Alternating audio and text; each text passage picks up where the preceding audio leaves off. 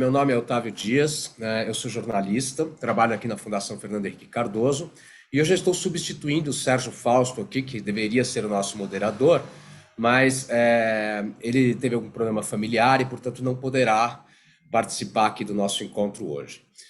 Eu vou agora começar a falar inglês. Quem quiser, nós temos aí uma tradução simultânea logo abaixo e também podem enviar perguntas, né, professor Tai Ming Cheung por escrito. Okay?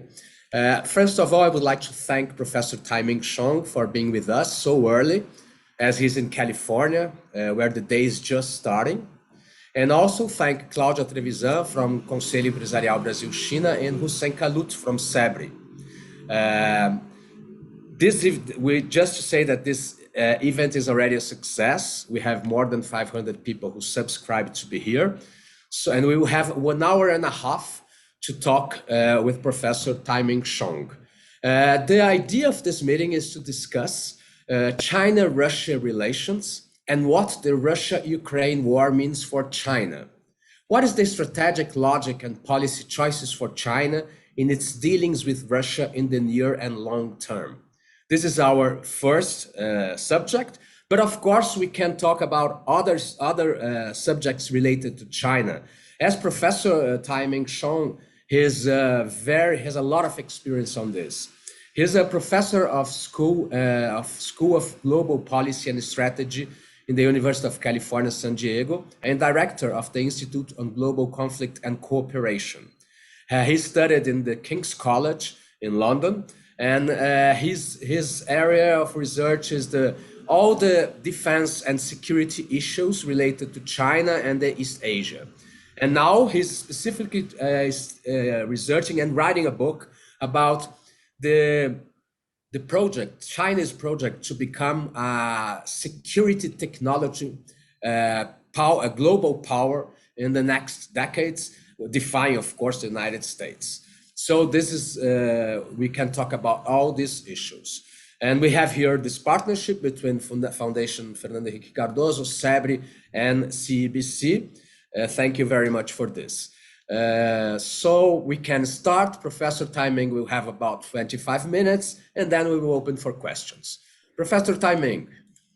Okay, thank you very much, Ottavio, and thank you for this great opportunity to engage with you, the think tanks here, as well as sort of like the Brazilian participants. So I'll get started. If I don't make sense, it's because it's too early in the morning and my brain has not yet connected with my mouth, which happens all the time. Let me see if I can go and share screen. So I know that this is simultaneous translation, so I'll try and sort of be slow and deliberate rather than talk too fast. So as Octavio mentioned, what I'm going to be focused upon in the presentation is to understand sort of like what are sort of like the dynamics in the China-Russia relationship, especially as a result of the Russian invasion of Ukraine. There's been a lot of talk about that China and Russia, they describe their relationship, especially after the Xi Jinping-Vladimir Putin summit meeting in February, as a relationship without limits. But the reality is somewhat different, and there are significant limits to this relationship. So to begin, I mean, it's become increasingly evident that the war between Russia and Ukraine has fundamentally upended the global security order, whether it's in Europe or globally, and it's very much sort of sparked what we see as sort of a prolonged, protracted, militarized confrontation, as well as an economic warfare between the US and its allies with Russia and potentially with China. With Moscow sort of largely sort of like severed from sort of the Western-led international system, its relations with China in these coming years will be crucial to the well-being and long-term prospects for Russia, as well as for China and for the international community. I mean, if we look at sort of like the China-Russia relationship in terms of what is the center of gravity, what is the fundamental focus of this relationship, it's been dominated by the geostrategic, the security, and what we see increasingly, the energy, as well as top-level leadership interests. Issues of economic trade and cooperation has been sort of very much sort of at a lower tier. So fundamentally, the China-Russia relationship has been very much focused on the strategic as well as the security dimensions itself. So that's the starting point to understand and to think about the long-term dynamics of the Russia-China relationship. The second question I want to pose is, I mean, how important is the China-Russia relationship? I mean, we see today it's very, very important. But I mean, I've been looking at the China-Russia relationship since sort of the 1980s.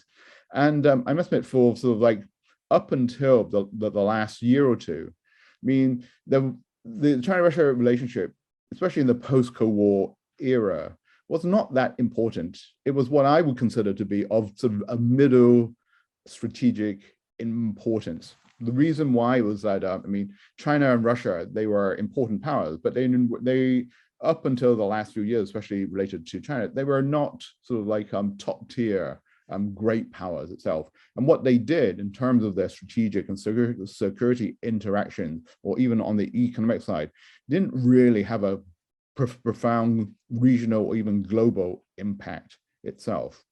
But that's sort of, but all that has changed with the Russian war against Ukraine. And as we saw with the NATO summit last week, the China-Russia axis is now at the top level of importance. The new NATO strategic concept points out that the deepening strategic partnership between China and Russia is of central importance to Europe, to the international security community, because they're mutually reinforcing attempts to undercut the rules-based international order runs counter to our values and interests as defined in the strategic concept itself. And also the Biden administration in the US has emphasized the importance of the China-Russia relationship in terms of sort of like US foreign policy, and especially that the focus of the Biden administration is that China does not give military support to Russia in its war against the Ukraine, and that China does not evade US and international sanctions on Russia itself. So what we've seen over the course of the last sort of like few months, that the China-Russia relationship has moved from sort of a middle ranking to a top level relationship of importance.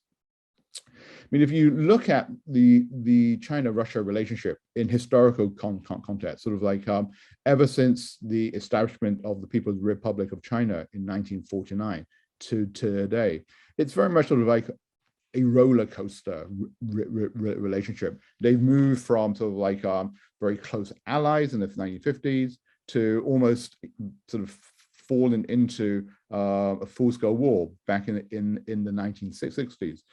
And so what we see is that the China-Russia relationship, it's constantly being buffeted by a lot of competing and countervailing factors itself.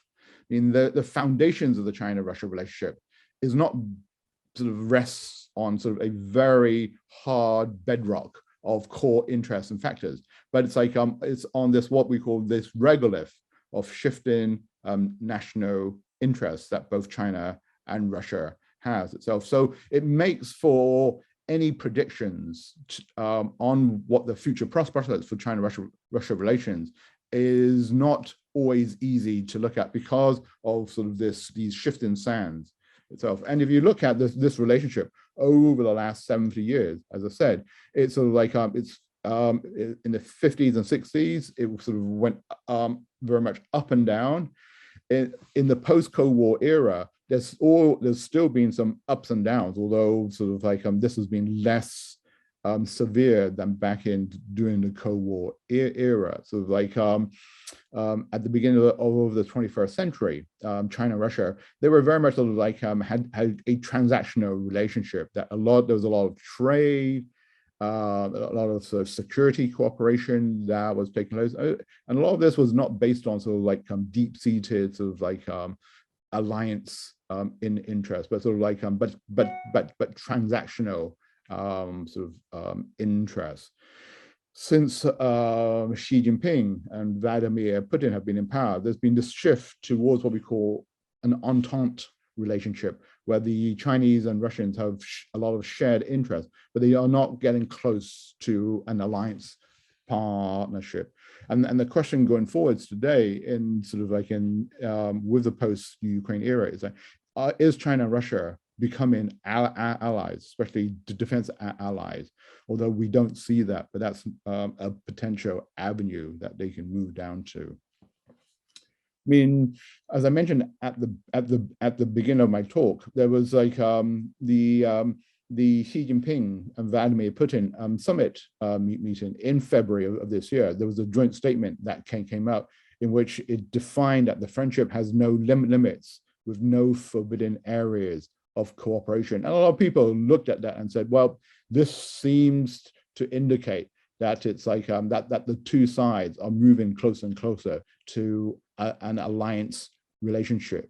I don't think this is the case. I mean, what we see is that, I mean, the statement points to sort of like new interstate relations, that it's like, that it points to sort of like new areas of focus on strategic and economic issues itself, and that they share, both countries share very similar views on sovereignty and territorial integrity, and that Russia has pointed to its support for China's approach towards Taiwan, although China hasn't said anything about Ukraine in that statement.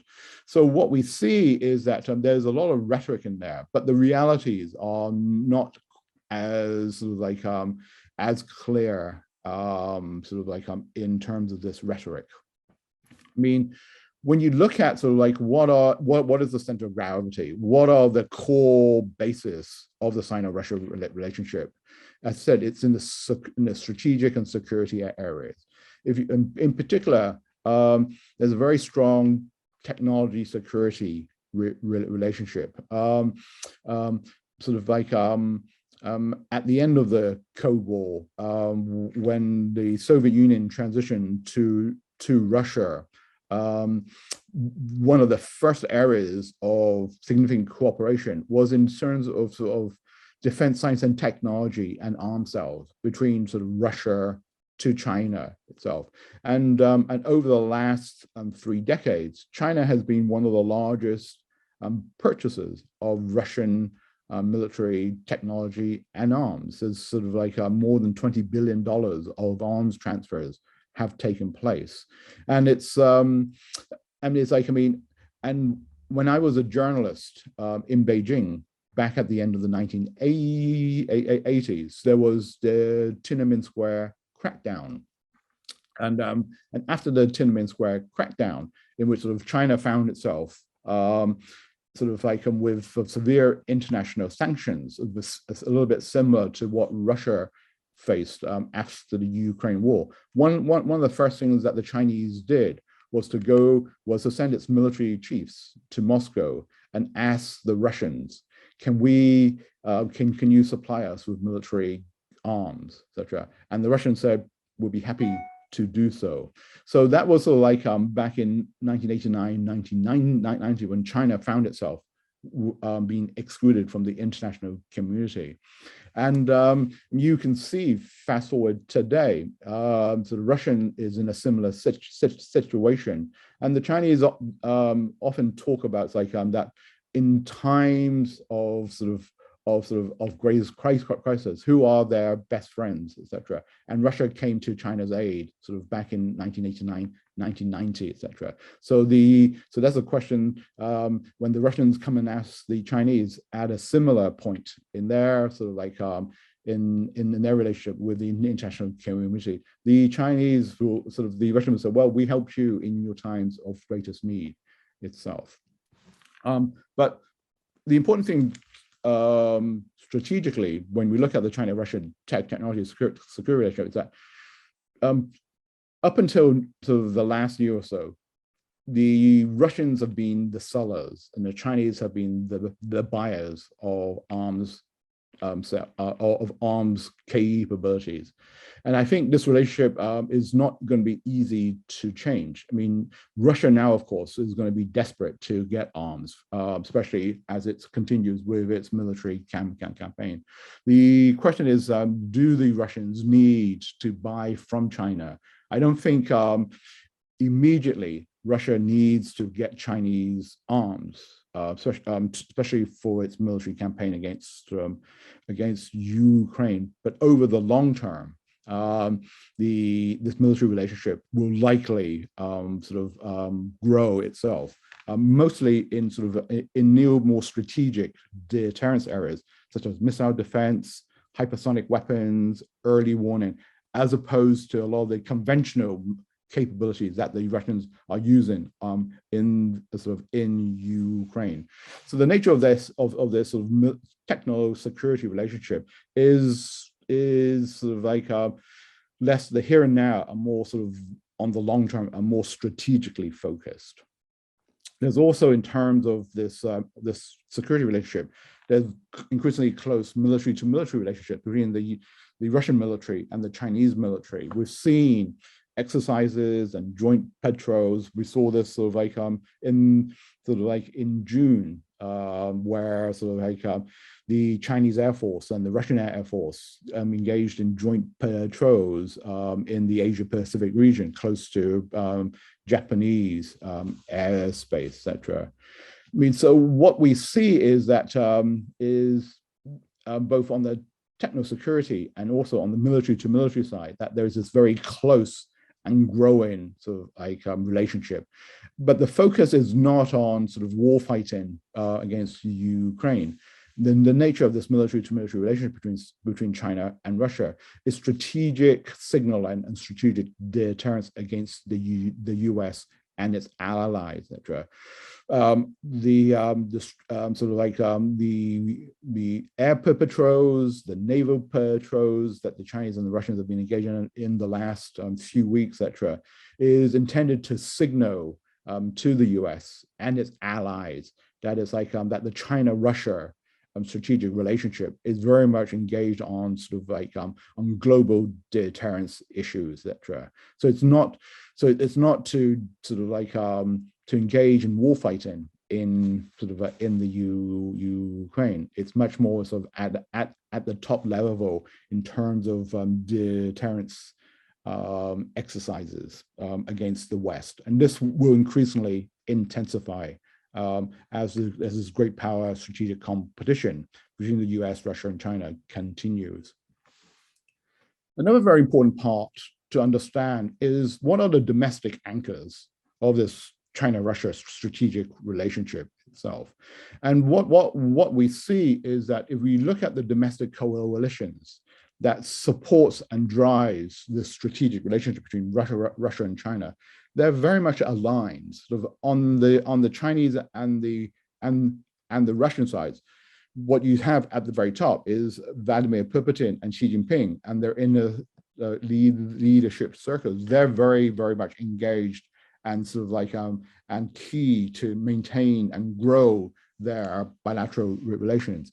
But also domestically, the defense and dual-use industrial apparatuses, both in China and in Russia, the strategic technology bases, the big sort of state-owned, privately owned corporations in China and Russia that supply strategic technology, like telecommunications, like space, like aerospace, etc. They are also very keen to engage in and support this growing relationship. And also, of course, the military and security establishments on both their sides. So what you have is these very powerful domestic institutional interests that will seek to promote this this increase in bilateral strategic relationship. And so what we see is that both the external threats and the domestic political interests are all pushing towards an increasing securitization of both the Russian and the security and the Chinese states and their relationships together. And this is very much sort of on the cards over the next decade or so. And also, what as I said, a very important component of this sort of close China-Russia relationship is this personalistic ties between Xi Jinping and Vladimir Putin. They sort of met for nearly 40 times since the two of them became heads of state, and they share sort of very a lot of very similar political, ideological, and security outlooks itself, especially in terms of how they see national security, in terms of their views on the global environment, and a lot of in particular, a lot of the deep-seated historical grievances and nationalistic impulses, and the strong distrust and hostility towards the World West. I mean, both of these leaders, Xi Jinping and Vladimir Putin, are products and true believers of the systems that they grew up in and worked in for most of their careers. Vladimir Putin, in terms of the intelligence apparatus in Russia, and Xi Jinping from the Communist Party system itself. I mean, if you compare a lot of the worldviews of Vladimir Putin and Xi Jinping, I mean, it's like when you look at it, and I've said, it's like, I mean, when you look at it from a national security, sovereignty, historical, normative perspectives, views on the West, it's very, very similar what they see itself. And I won't go into details on this. Also in terms of imperial aspirations, I mean, the big difference between Putin and Xi is, I would say, is in terms of the risk-taking approach and the use of force. What we see in Vladimir Putin, especially in the last few years, is that there's been this increasingly willingness for aggressive risk-taking appetite that Vladimir Putin has had, and this increasingly extensive track record of using force, whether it's Chechnya and Georgia back in the late 2010s, Crimea in 2014, and now Ukraine, etc. On China's side, on Xi Jinping, he hasn't sort of reached that level, though. Sort of like in terms of risk taking, Xi Jinping is much more pragmatic and much more sort of risk sensitive itself. We're seeing that begin to shift itself, but it's like he's less willing to employ the use of force, etc. For me, a clear case is how Chinese policy has been sort of promoted over Hong Kong, rather than sort of sending the military in, which they could have done like a la 1989 with Tiananmen Square. Xi Jinping has used sort of regulatory and political means to crack down on Hong Kong, because the use of force would have been sort of a very, very grave price to pay, etc. So the sort of the perspectives of Putin and Xi are similar in many respects, but there's the fundamental differences in terms of risk-taking and use of force. But the question is, will Xi Jinping move closer towards sort of Vladimir Putin when issues such as Taiwan comes up going forwards? Okay. So briefly, I mean, I've talked a little longer, sort of quickly, what are the limits to the Sino-Russian security relationship, etc.? I mean, it's like, as I said, it's like, it is not a no limits relationship. I mean, there is a lot of problems. There's a lot of historical animosity, etc. I mean, it's like every time that the Chinese and the Russians have forged close alliance relationship, like in the 1950s, it ends in tears. There's like it always sort of like it often breaks down, etc. And so we saw that back in the 1960s, that this historical animosity is not far from the surface. And a key reason of that is there's a lack of strategic trust between the two sides, both in terms of their military to military relationship, but also in terms of issues about status, etc. I mean, it's like the Chinese and Russians, as sort of point out, they're very proud, they're very nationalistic states. Historically, Russia has been sort of like the elder brother, sort of like, or the elder sister in this relationship, and the Chinese have always been the junior partners, etc. And it's like, and now the question is like, is this hierarchy going to change going forward itself? As China now is the second largest economy in the world, much bigger than the Russians, and the Russians are increasingly will be dependent upon that. Sort of like, how does this normative sort of like status, highly status conscious sort of countries sort of like work out where their relationships are, etc. So there's trust and norms that are helps to limit this, etc. And also sort of China and Russia, I mean, while they may be sort of like have like share a lot of strategic and security interests, a lot of their priorities are not very closely aligned. China does not share the same strategic interests and concerns with Russia in Europe and the Middle East. And this is why China has not sort of like fully supported Russia on Ukraine as forcefully as they could. And also China sort of like has a lot of competing security and strategic and economic interests in the Asia Pacific compared to China on issues such as India, for example. And lastly, it's like, I mean, the question of like the strategic triangle between China, Russia, and the US itself. I mean, the US is a very, very important heavyweight in influencing China-Russia relations, although this has sort of fluctuated over time. I mean, a large of the reason during the Cold War why the Russians and the Chinese were close allies and then broke up was because of the US factor.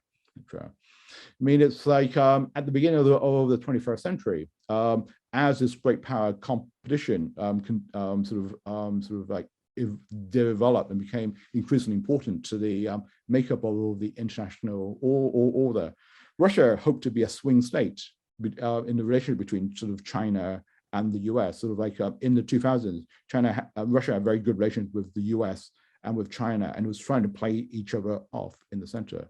Of course, this ended, especially after 2014, with the Crimea takeover by Russia, etc. And so it's like, so the Chinese now are seeing if they can play a bridging role between sort of Russia and the US, although it appears very, very unlikely. I mean, sort of China sort of has sort of like not condemned or sanctioned Russia, and it's sort of Beijing has sort of tried to hold out some diplomatic space by sort of like by urging sort of like Moscow and Kiev to work out a negotiated solution. So this is the bridging role that the Chinese are playing. But the problem, the Chinese are playing this bridging role with one hand tied behind their back. They sort of, while they are trying to sort of like distance themselves between Russia and Ukraine in terms of sort of like not completely supporting Russia on the invasion. I mean, it's clear sort of like that China very much sort of like supports the Russian position, because China uses the same rhetoric and has not condemned or sanctioned Russia itself. But this is something I think that it's important to look out to. Can China over the long term sort of continue to find a little bit of diplomatic space, as China has done perhaps like with North Korea, where China has sort of been the main sort of avenue sort of to allow sort of the sort of like North Korea to engage with the international community. China hopes that it can play that kind of role with Russia itself, but this will be a very, very difficult challenge itself. And lastly, so what are the implications for China's thinking towards Taiwan itself? I mean, the questions that I get asked, and a lot of people who are following China get asked all the time is, does Russia's war against Ukraine make a Chinese invasion of Taiwan more or less likely? And I think it's like, I mean, the question is still out. mean, if Russia had won decisively and quickly in the Ukraine in terms of weeks, this would have made the military option for Beijing a lot more attractive. But now that we increasingly see that in Ukraine, it's an increasingly prolonged war of attrition. If I was a Chinese military planner, I would sort of say, well, the lessons are clear that it's like we're not ready to go across into Taiwan, etc. So although China has not set any timelines for achieving reunification with Taiwan, the Chinese military has set timelines for meeting its defense modernization goals, etc.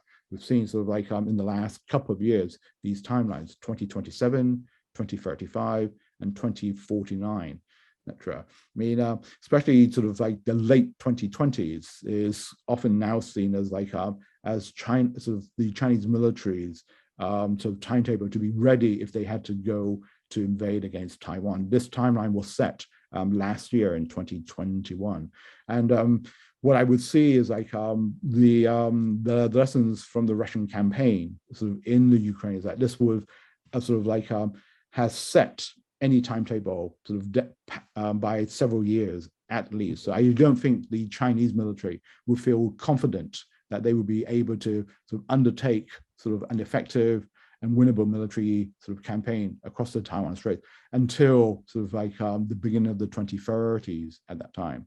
But what we'll see is that China will sort of intensify what is already a very high rate of military transformation as a result of the Ukraine war. So sort of what we'll see increasingly is these arms races intensify, not just in Europe, but also in the Asia Pacific between China and the US. And so to conclude, I mean, it's like, I mean, the long-term relationship, the long-term prospects between China and Russia, they look solid in terms of increasing sort of like sort of close relationships. But I think that they will not reach sort of like a point where the Chinese and the Russians will see themselves as allies. These national interests are sort of like, there's too many competing interests for them to be able to develop and sustain a collective defense alliance relationship that NATO enjoys or the US enjoys with Japan and its allies. Like the Chinese and Russia relationship will come close, but it will not get there.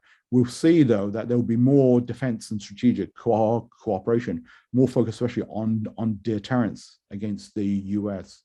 And importantly, I mean, the relationship between Putin and Xi Jinping, this personalistic relationship, is the glue that binds the relationship of these two countries. But beyond this personal chemistry, this friendship that we see is very much of a conditional relationship based on these balanced and shared and competing national interests. And I'll end it there. Thanks very much. Thank you very much, Professor Tai. Very interesting and very broad. And now we have here two people to interview you, to make some questions. And I will bring some questions from the public as well. So Hussein Khalud, he's a professor of international relations in Harvard, and he's a member of SABRI. And he was also Secretary of Strategic Studies Issues, Secretary of Strategic Issues in Brazil some years ago. And we have Claudia, he's a political scientist. And we have Claudia Trevisan, who is a journalist. She has been a correspondent for a very important Brazilian newspaper in Beijing and Washington, sorry. And she's a director at CEBC, Council for Improving Business Between Brazil and China. So please, Hussein, could you make a question? Thank you, Otávio, for the invitation. And it's a pleasure to be with you in this very interesting and enlightening debate. I really enjoyed Professor Tai Ming Cheung talk and his overview about China and Russia relations and their strategic point of view on the world order. So I have two questions. Let me make the first, and I will try to entangle it on the One Belt and One Road initiative, right? So China has boosted in the last, I would say, 5 years, a very important initiative, which this initiative has been perceived, especially by the Western power, as a main or threat in terms of geo-economic expansions, right? Of China's strategy, right? And in somehow in Russia, the One Belt and One Road initiative has created kind of skepticism among the Russians policymakers, especially because China advancement to this central of Asia, or some countries that they are very vital for Russian national security and economic regional security of Russia. How do you perceive, in your view, the Belt and Road Initiative, and how do you assess Russia perspective on this kind of initiative? Should I answer, or do you want to ask your second question as well? And then I can. Okay, so my second question, it is about the Russia and the war on Ukraine, right? So there is several ways to tackle the war in Ukraine and to draw whatever conclusion of it. So there's two main arguments here. One says, especially here in the US, especially in the East Coast, especially in Washington, people try to say that there's two big winners in this war, right? And these two big winners are the US in one hand, and the other big winner is China in the other hand, right? Mm-hmm. How do you address that? Do you think China is a winner in this conjuncture or not? The argument that subsides this analysis, it says it relies on basically saying that, well, Russia as a superpower will become more dependent on China in the short and the medium term. So either economically, either politically, right? And that will give China the upper hand in order to reconstruct and reconfigure the world order, most basically on an Eastern view of a new world order. So that said, I would like to hear you about these two questions. Thank you very much. Thank you very much, Hussein, for very good questions itself. So on the question of sort of the Belt and Road, so in case of like just a little bit of background, so the Belt and Road Initiative, something that came out of Beijing back in 2013. It was sort of like sort of China was seen to develop this sort of grand geo-economic strategy, where it was sort of like reach out to develop these sort of spheres of economic expansion and investment and trade, both sort of like in the Eurasian sort of landmass right over into Europe, and then sort of like down sort of like to the coastal maritime, sort of like in Southeast Asia and across sort of like that part itself. I mean, I've never been convinced that the Belt and Road is actually sort of like something more than sort of like a great sort of like a marketing strategy, right? It's like, I mean, China has always had this sort of like outward economic and sort of and geopolitical expansion, and that's been very, very important. But of course, it's like the Xi Jinping regime has sort of like embraced the Belt and Road Initiative, and it's like, and as you pointed out, yes, in the West, especially the US, increasingly has seen the Belt and Road as this sort of like a means of Chinese economic domination, etc. I mean, it's like so there's a lot of debate about sort of how real the Belt and Road is in terms of like sort of like as sort of like a Chinese unifying global strategy. I mean, so that's sort of like and sort of one perspective. So like the other perspective is like as you sort of mentioned, Russia has sort of been sort of like not really fully engaged in the Belt and Road. I mean, it's like they've harnessed it. Sort of the Chinese have come in and out and made some investments in Russia, but Russia has not been at the heart of the Belt and Road. The Chinese have sort of skirted around, as you put, in Central Asia and then to Eastern Europe and then to Central Europe. But it's like, but there's a fundamental issue now, as with Russia's war on the Ukraine. This has fundamentally forced Russia to shift from being, especially on economics and trade and energy, from a European-focused power, that now that door has been completely slammed shut.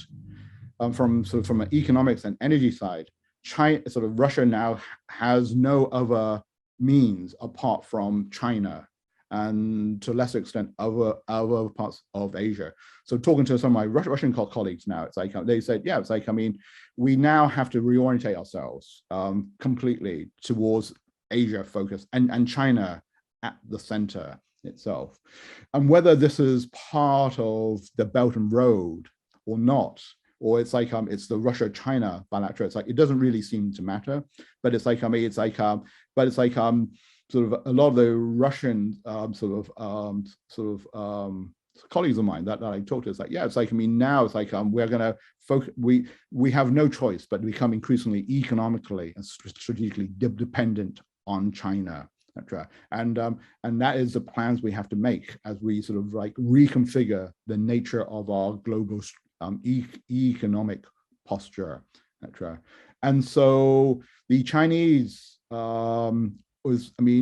what we see for the Chinese economy is, how do they do this itself? Because they're in this issue, this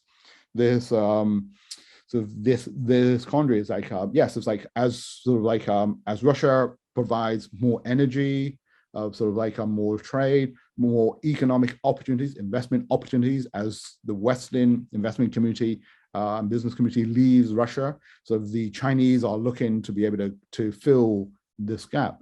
But can the Chinese do it while conforming to the international sanctions regime and not get affected by secondary sanctions and all of those issues?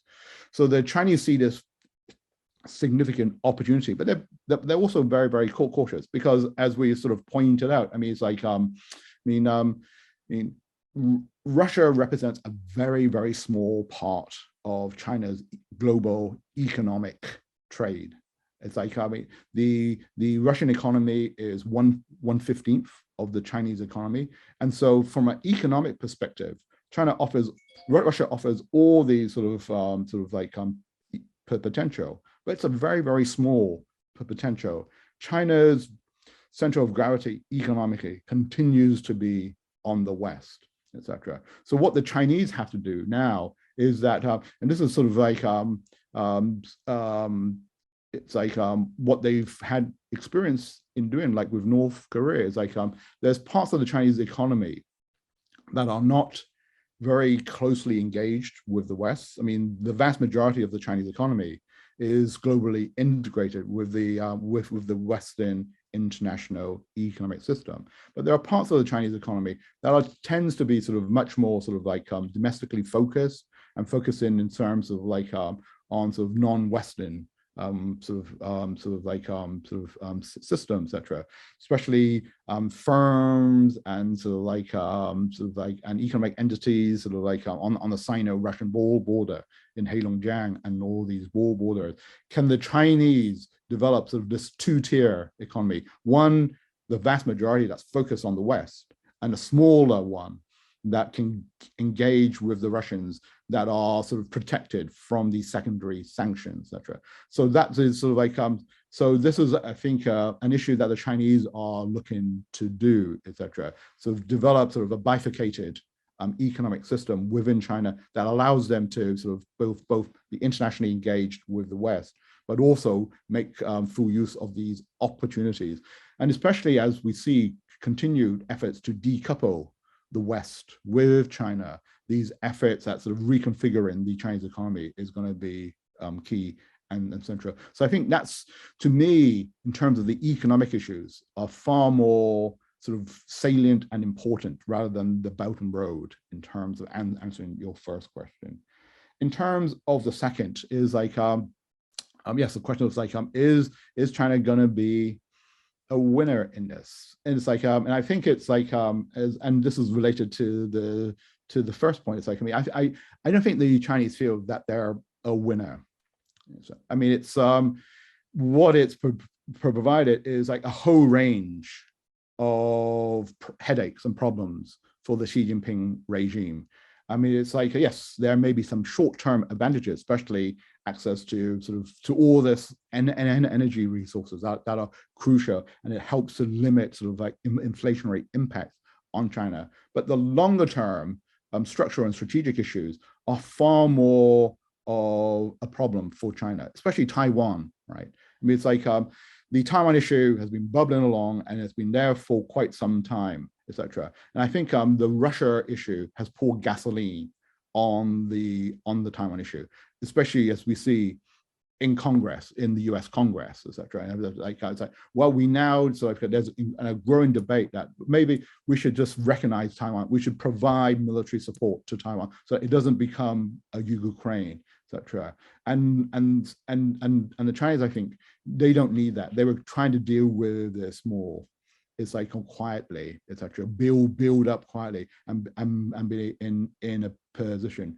So I think it's like from a long-term strategic point of view, the Russia issue has not helped China. It's yes, the Chinese will find ways to gain advantage, but I think if you look at from a net balance, a net assessment point of view, so the Russia war on Ukraine has been a net negative for China rather than a positive.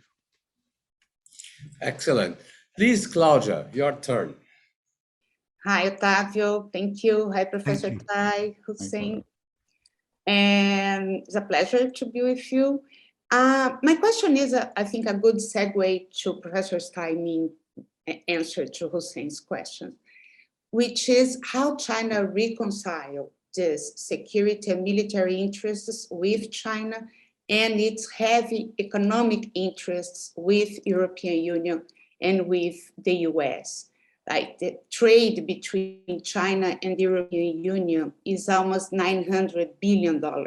Trade between China and Russia is $145 billion. And Europe is a very strategic region for China.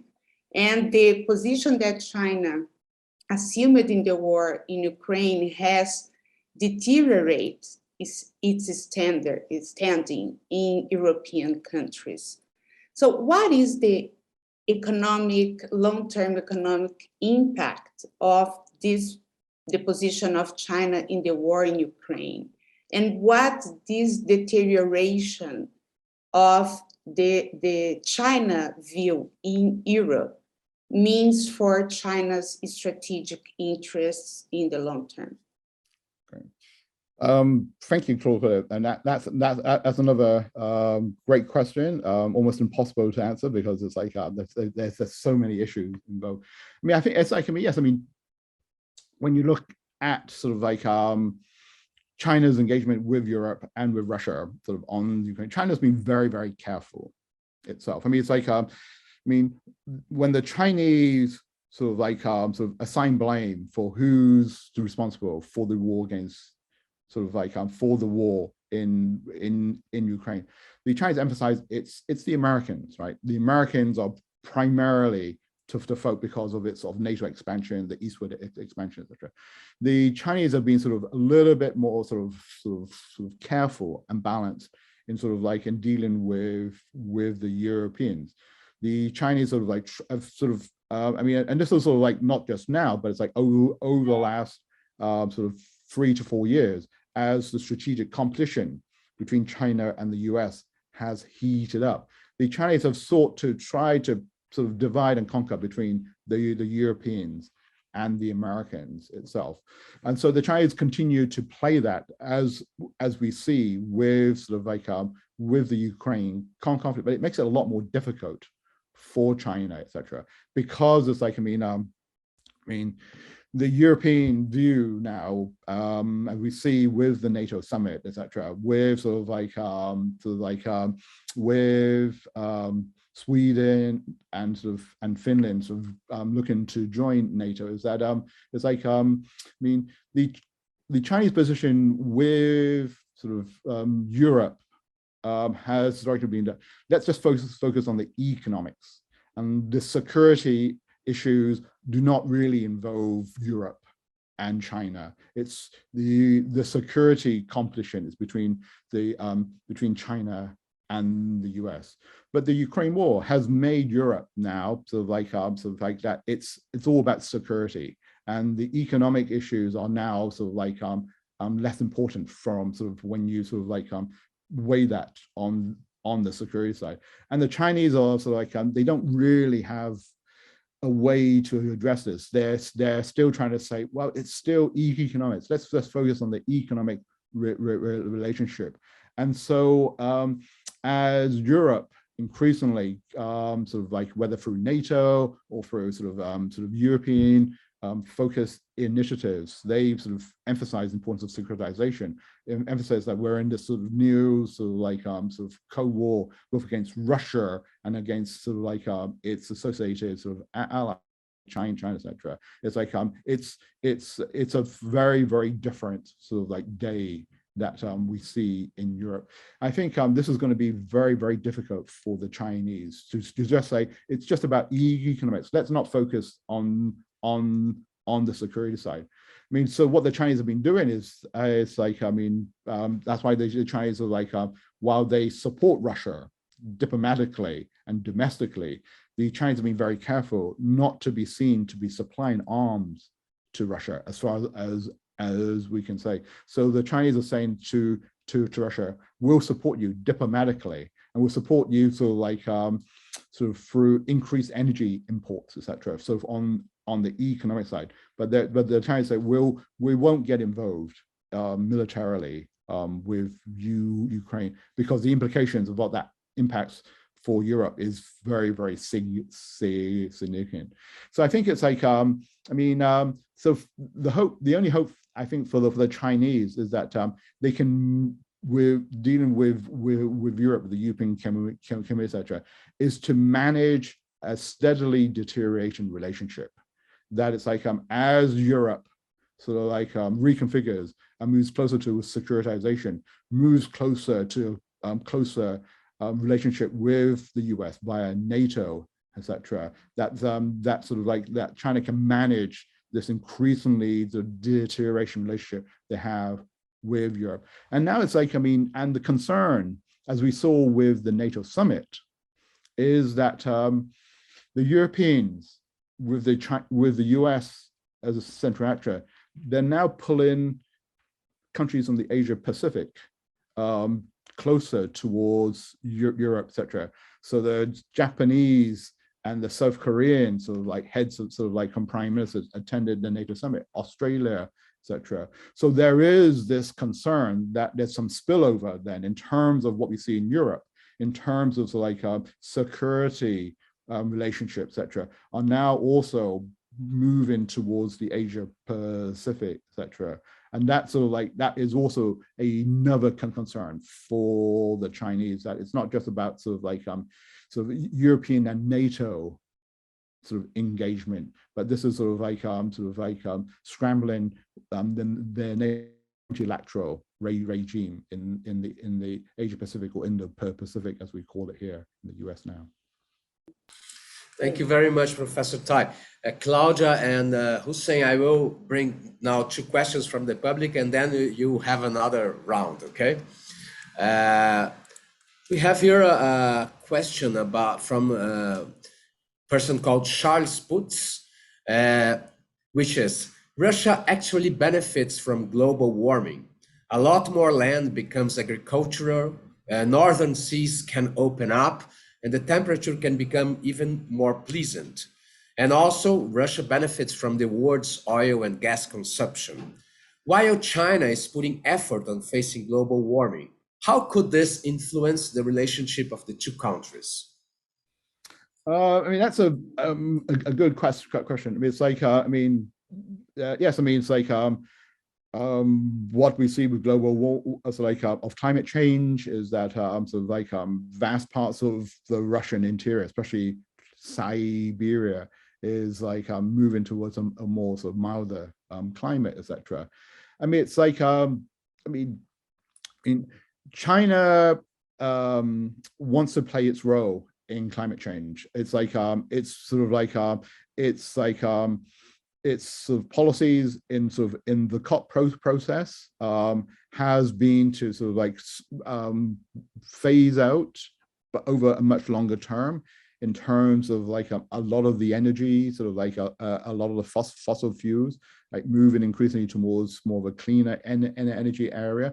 And we see in terms of like sort of Chinese development priorities, building up of its solar, of its clean energy, of its new nuclear capabilities. But as we've seen, I mean, China is sort of like very, very much dependent on coal, on sort of like on gas, on oil imports. And sort of like what we see with this sort of China-Russia relationship is that it's like that's going to significantly increase. I mean, of course, there's structural limits, especially on gas, because the Chinese don't have the pipelines. They are significantly looking to expand to like the oil and gas infrastructure from Russia, and they've been signing agreements in the last couple of years on this. But that's going to take some time. I mean, it's like so one of the interesting issues then is like, as I sort of mentioned earlier, as Russia shifts from becoming sort of this European orientated sort of like power to much more focusing on the Asia Pacific, etc. What happens to the Russian Far East, right? What happens sort of to whether it's like to Vladivostok and Siberia and all those areas? I mean, that's been one area of Russia where it suffered from severe underpopulation, where there's sort of been a very significant lack, sort of like of demographic growth, and especially it's been sort of like increasingly sort of population declines, and that's one issue that sort of like that the Russians and Chinese have structural tensions on, right? Because like the Chinese have always looked to sort of like to Siberia and to the borders surrounding the Sino-Russian border as areas for sort of like increasing sort of like allowing Chinese to go there. Especially in the 1990s, after the Cold War, there were significant outflows of Chinese sort of entrepreneurs, Chinese workers, etc., to the Russian Far East, to the extent that the Russians became sort of very, very worried. What they call this yellow tide, this yellow power will overtake the Russian Far East, etc. And that's going to be a question that comes back up. It's like as Russia sort of like needs China more, it's like it will need sort of Chinese help and assistance to develop these parts of sort of like of the Asian parts of Russia that is going to be benefiting from climate change. But the Russians, they don't have the demographics there. They don't have the people or the population, etc. So the long-term issue is like, so what does this mean then in terms of sort of like of China's footprint in the Russian Far East, and how the Russians are willing to sort of like allow that or not allow that itself. So these are, I mean, but these are fundamentally long-term issues.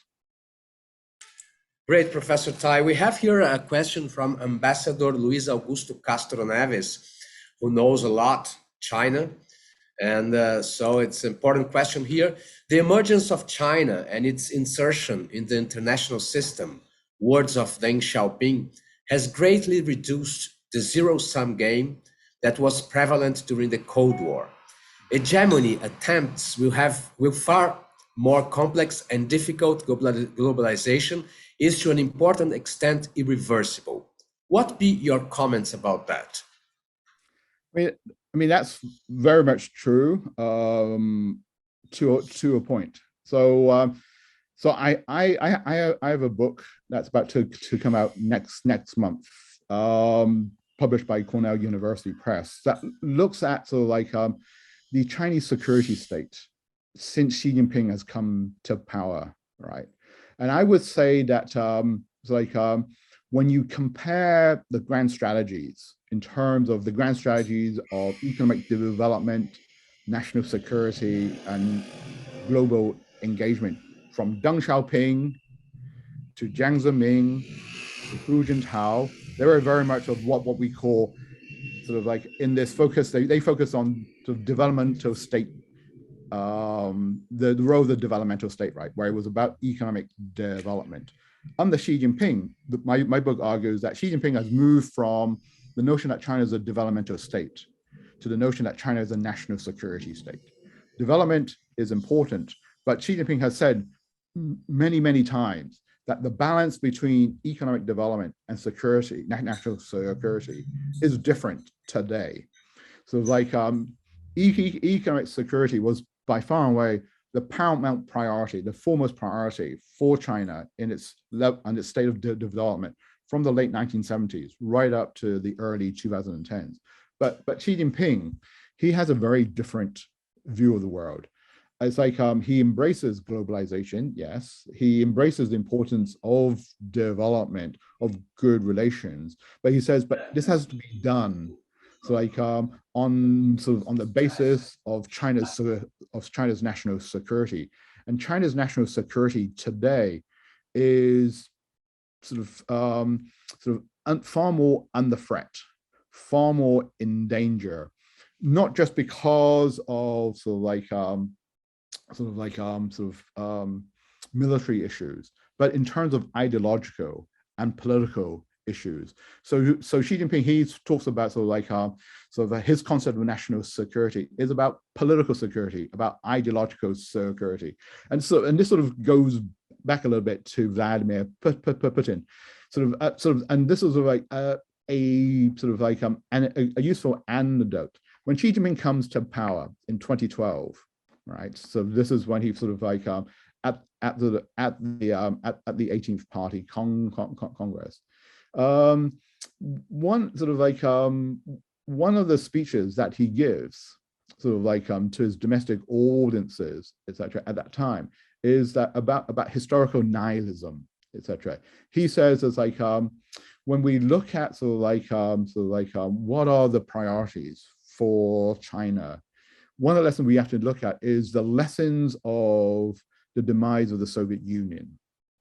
It's like what caused the Soviet Union to collapse, and this is like when he takes power. It's like and one of this is like it's like the political rot, the ideological rot that is like that was the Communist Party that collapsed and that caused the collapse of the Soviet Union more broadly. And there was this ideological problems that leads to the collapse there, and then color revolutions and Arab Springs elsewhere. And so what Xi Jinping says is like a core part of China's national security is political security, is that we need to revitalize and strengthen the role of the Communist Party. And so what he does is that in terms of national security, he says, it's not just about military security, that's very, very important. Not just about technological security, it's very, very important. It's about purging and remaking and reinvigorating the communist ideology and the Communist Party. And so what we see after he comes to power is these major anti-corruption purges, major purges of his political opponents, etc. Efforts to to revamp the the makeup of the party apparatus, of the party rank and file, etc. And so this is an important part of this worldview, that is that while Xi Jinping says, well, globalization, sort of engagement with sort of like with the international system is important, we have to focus on political ideology and then increasingly on Chinese nationalist sentiments, etc. And so what we see is the narrowing and the change in how China sees the world, etc. It's like it's globalization, but it's globalization on increasingly Chinese terms, etc. And so it's like and its development increasingly on ideological and political as well as economic terms. And so he does all this in his first few years, etc. And so there's a shift in terms of China's perspectives on the world based upon his domestic security, political and security agendas. And so, and what we see as China shifts from this sort of emphasis on economic development to more balance between development and security, so like a more sort of narrow focus on what sort of globalization means. Then you have the US sort of like when the Trump administration comes to power, and in their national security doctrine, they say this is great power competition, China's our paramount threat, etc. And so this adds more to the shift from globalization to increasingly what we saw deglobalization, and the shift to much more sort of like that China needs to sort of find ways to fend off this increase in international sort of threats, etc. And so we see in the late 2010s, the next spurt in this Chinese reorientation from sort of this open engagement with the outside world. We have talks about on dual circulation that comes out in 2017, 2018, which is like how China needs to become more autarkic in its economic development as the US increases sort of like sanctions on Chinese technology firms, like on Huawei, on ZTE, and all these big corporate players, and to talk about decoupling China technologically. Sort of like we see that the China then shifts increasingly to this much more self-reliance itself. So today, I think in 2022, the foundations of the Chinese state, both economically, security, politically, is very, very different under Xi Jinping than the model that that Deng Xiaoping and his successors have done, etc. And this continues going forwards. And the Russia-Ukraine war helps to accelerate this shift to this much more conditional engagement with the international community by China. Great, Professor. Claudia, could you make another question, please? Yes. You mentioned your book. I tried to buy the book at the Amazon, but it will be available only on August. Mm-hmm.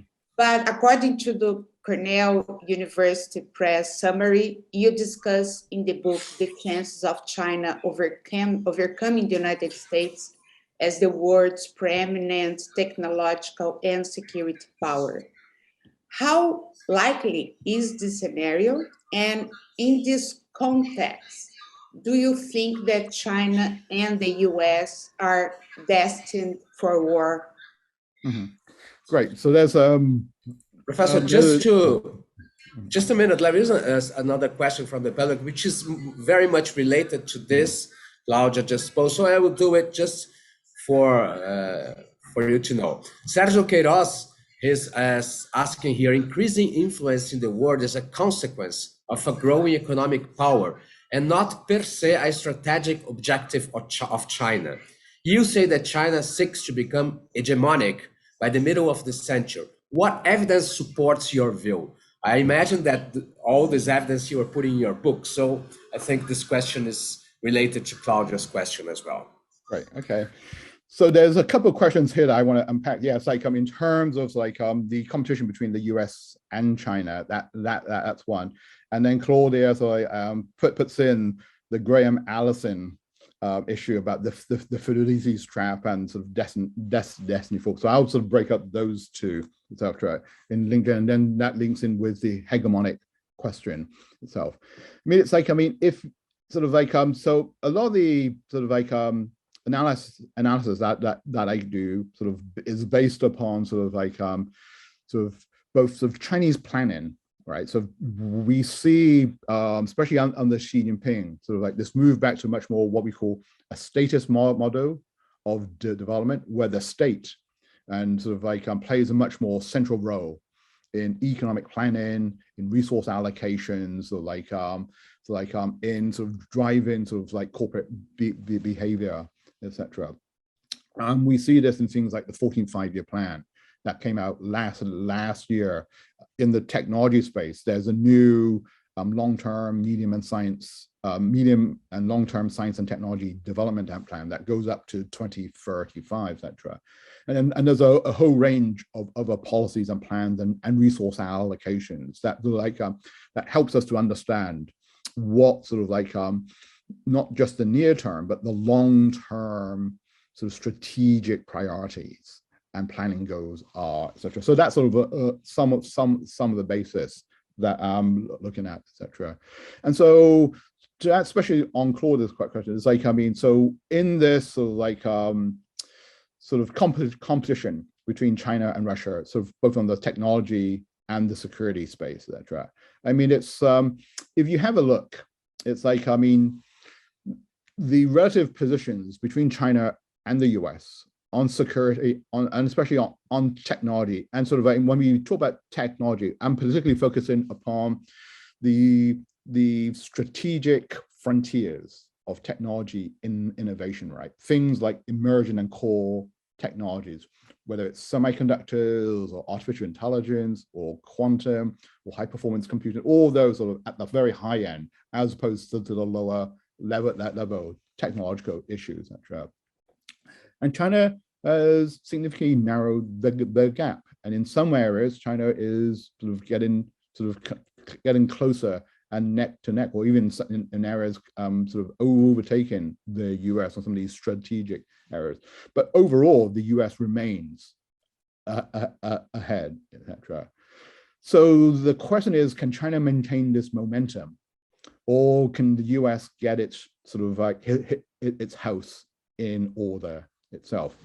If what we see in terms of the nature of the sort of like how each country is organized and engaged in this technology competition at the moment, the Chinese would stand a good chance of sort of like of catching up and getting ahead going forward, because the Chinese have a particular model where it's able to mobilize sort of like it's very state-centric economy, its industrial economy, its research and development economy, that is like that's able to bring all that together, and it has this very focused goal.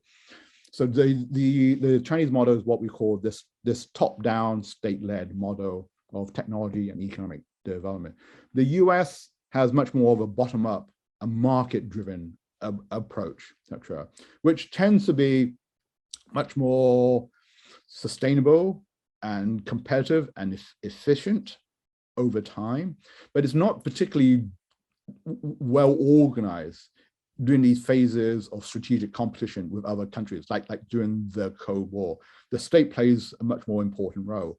And so what we've seen in the last few years is that the US is trying to get its act together. So now we see in Congress, there's sort of all these sort of like proposals or bills about sort of this China competition bill, or this innovation bill, where the US says, well, we need to sort of like the government needs industrial policy, the government needs innovation policy, so that they can support a lot of these investment in these critical areas that sort of like that the private sector is not as willing to invest in, because they're very high risk in semiconductors, so like in all these areas. But the White House, whether it's the Trump White House or the Biden White House or whatever in the future, they understand what the issue is. But Congress seems to be sort of like paralyzed. They have sort of like their political polarization. They can't seem to get its act together. And so unless the US really confronts this issue and mobilizes and then sort of pours resources, I think the Chinese will stand a good chance right now, etc. But so that's sort of like in terms of political engagement, right? But if you have a look in terms of the structural nature of the innovation economies in China and the US, the problem for the problem for the Chinese is that their model for innovation and for economic development is very good, at these sort of defining periods of time when there's these major competition and there's these what the Chinese call these revolutions in technology affairs, where there's these openings from one technological era, which is the information era, to the informationization era, where it's AI and big data, etc. But the problem for the Chinese is that their model where the state intervenes and stays engaged, it's good for the openings, but it's not very good for the long term, because when the state intervenes over the long term on a consistent basis, it makes it much more inefficient. It makes it limits competition, because what you get is state-owned enterprises, you get monopolies, you get these national champions that takes control, and they shut out competition. For the US model, it's not very necessarily great for these critical periods of competition, but it's much more that the US sort of market economy is much better for long-term innovation, where you have companies sort of engaged in competition. So what you have is that right now, from a strategic point of view, the sequence of events favors China in the near and medium term, but the long term, the sequence of events would favor the US model more itself. So that's so that's sort of the academic way, where I tend to confuse more than to tend to explain. The second question is China and the US destined for war?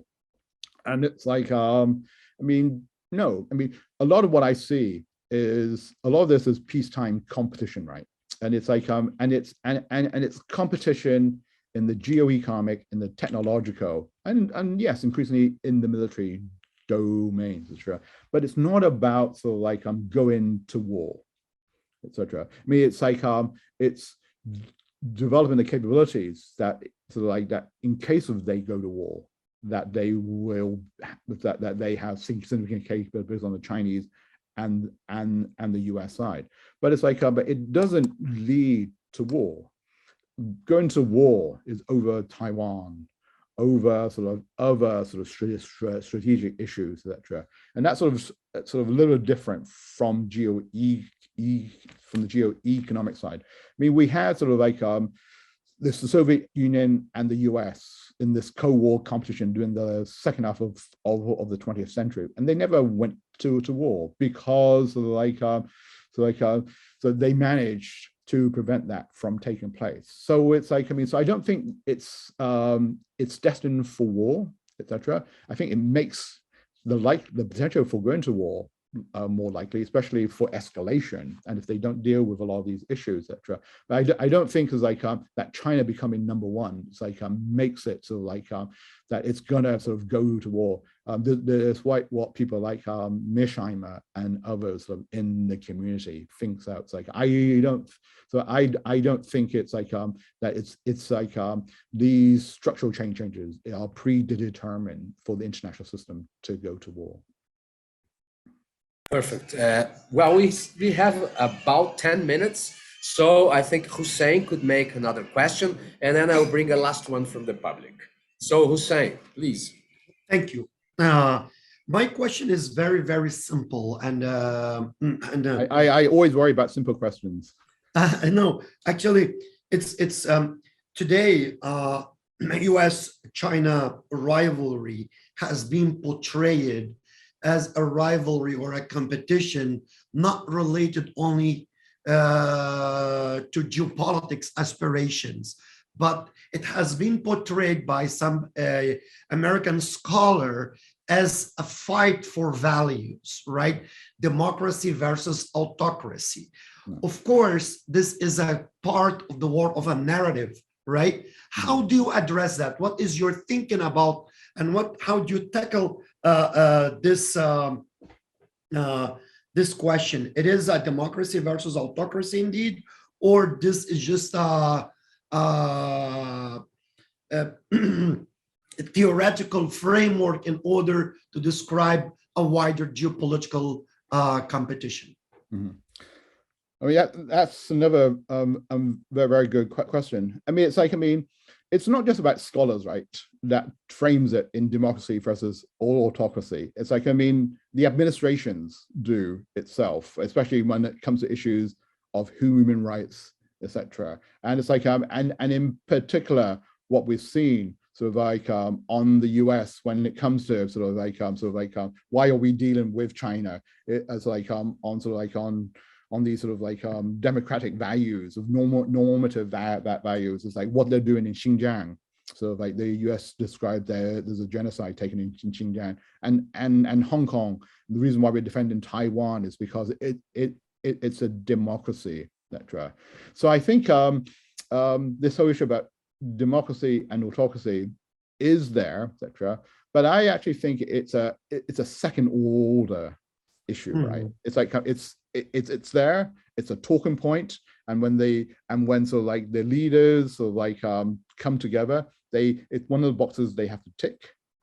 But it's like but the first order, the foremost priority of issues is these geostrategic, these technological, these economic issues, etc. So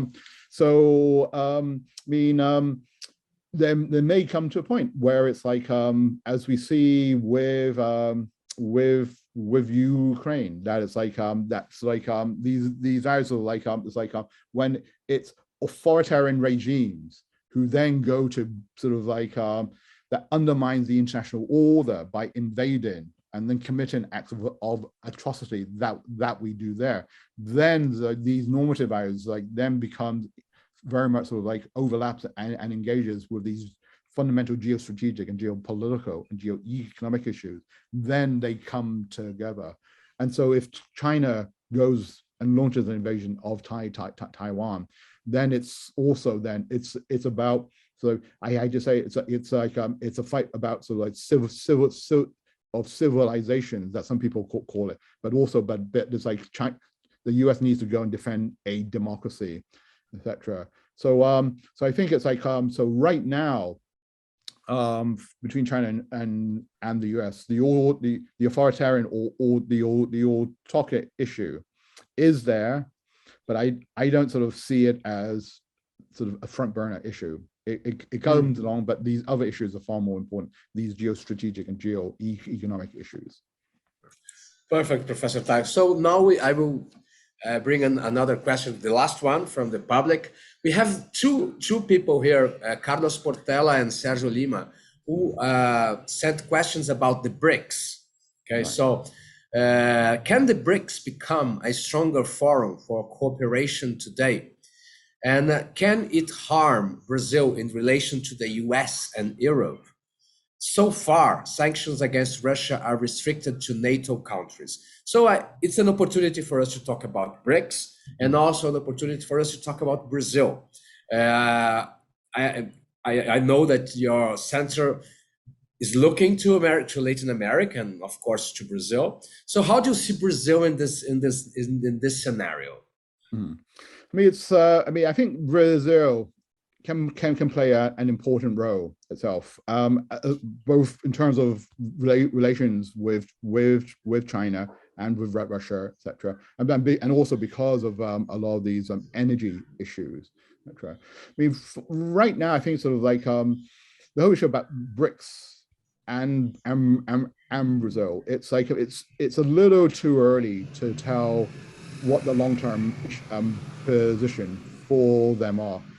As the international system works out between sort of like these sort of between Russia and China and the US, once those issues worked out, then the issues about how sort of like India, Brazil, and South Africa, sort of all these regional issues, then they will begin to become clearer itself.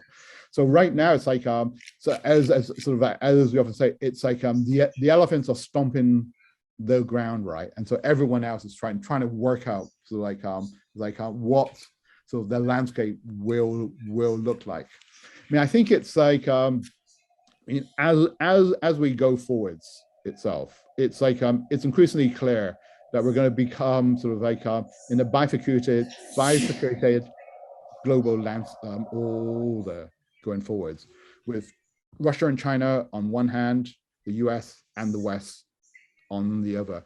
And there's this whole sort of like middle ground where the likes of India, Brazil, the BRICS, and other developing countries, they have to work out like who do they lean on itself.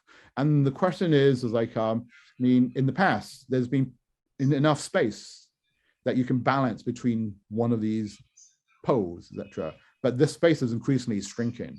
So I think it's going to be making it a lot more difficult for Brazil to be able to sort of balance good relations with China and also good relations with the US. I think it's like, I mean, the US and the West in particular are going to make it much more difficult. I mean, even that the Ukraine war didn't happen, we're moving down this sort of these deglobalized, decoupled global order, where it's like where you had to take sides with the war against Ukraine, with sort of this whole issue about the international sanctions regime. This just accelerates that itself.